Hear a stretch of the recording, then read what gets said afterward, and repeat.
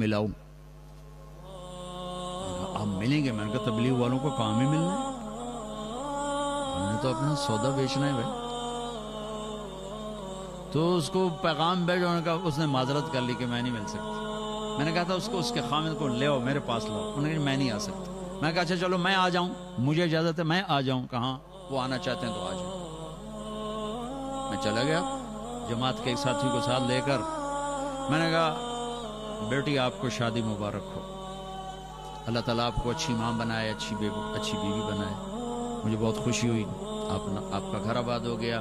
میں اخباروں میں جب بھی پڑھتا تھا یا لوگوں سے آپ کی برائی سنتا تھا, میں آپ کے لیے دعا کیا کرتا تھا, اور میں کوشش کرتا تھا کہ میری آپ کی کہیں ملاقات ہو جائے.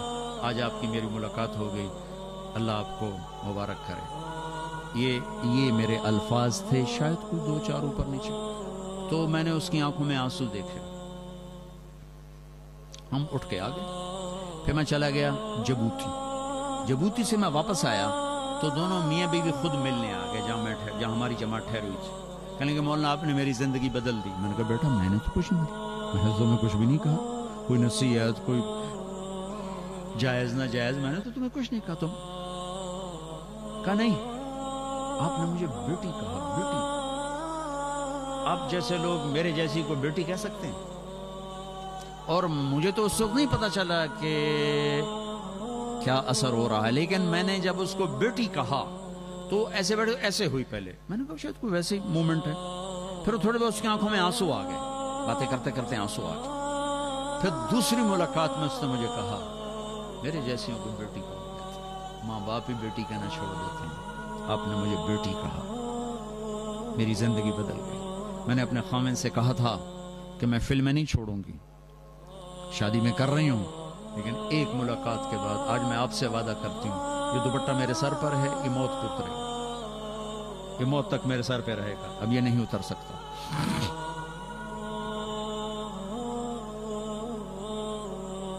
میں جب پاکستان پہنچا تو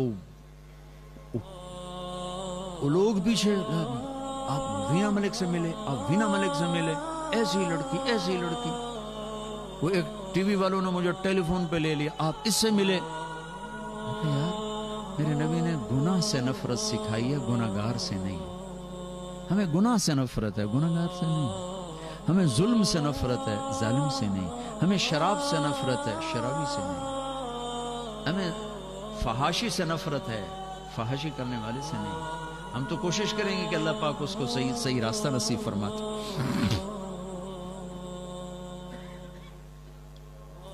اس وقت تبلیغ کا کام ایک بہت بڑی امید بن کے ابھرا ہے پورے عالم کے مسلمانوں کے لیے, اور ان کو اسلام پہ لانے کے لیے. میں آپ سب سے عرض کرتا ہوں, اکثر نوجوان بیٹھے ہو, تبلیغ میں کچھ دن لگانا شروع کرو. ہر مہینے ایک ویکینڈ جانا شروع کر دو, آپ کی زندگی بدل جائے گی, آپ کی زندگی بدل جائے گی.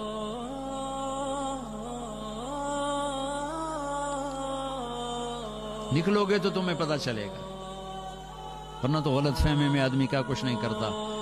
ہم ایک پیدل جماعت میں تھے, چل ہمارا برا حال ہو گیا. رمضان کا مہینہ تھا, جاتے ہی مسجد میں سو گئے.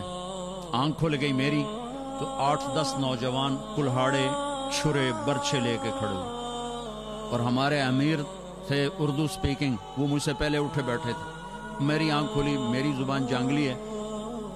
کہنے کو بھائی طارق جمیل, یہ دیکھو یہ کیا کر رہا ہے, بہن کو سمجھاؤ بھائی.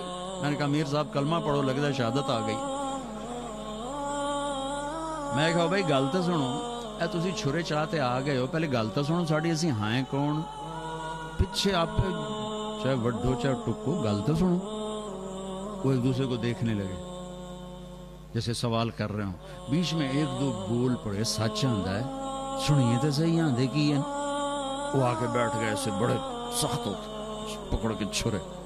میں نے ٹھیٹھ اپنی زبان میں بات شروع کر دی. مجھے یاد نہیں کیا, کہا بہت پرانی بات ہے. تو 15-20 منٹ کے بعد ایک اٹھ کے باہر چھرا پھینک گیا, پھر دوسرا گیا وہ کلہاڑی پھینک گیا, تیسرا گیا وہ ٹوکا پھینک گیا, چوتھا گیا وہ چاقو پھینک گیا. اور جب کوئی آدھا گھنٹہ بات ہو گئی تو وہ رمضان تک کہنے لگے جی تواڈا آج روزہ اسی ودھاونا ہے. ہمارے یہاں افطاری کو ودھاونا کہتے, جی تواڈا آج روزہ اسی ودھاونا ہے. میں کہتا پہلے ٹوکے چاہتے کیوں آ گیا ہے؟ آخر جو ساڑھے مولوی آکھے بھابی آ گئے وٹ چھڑو بڑا ثواب ہے.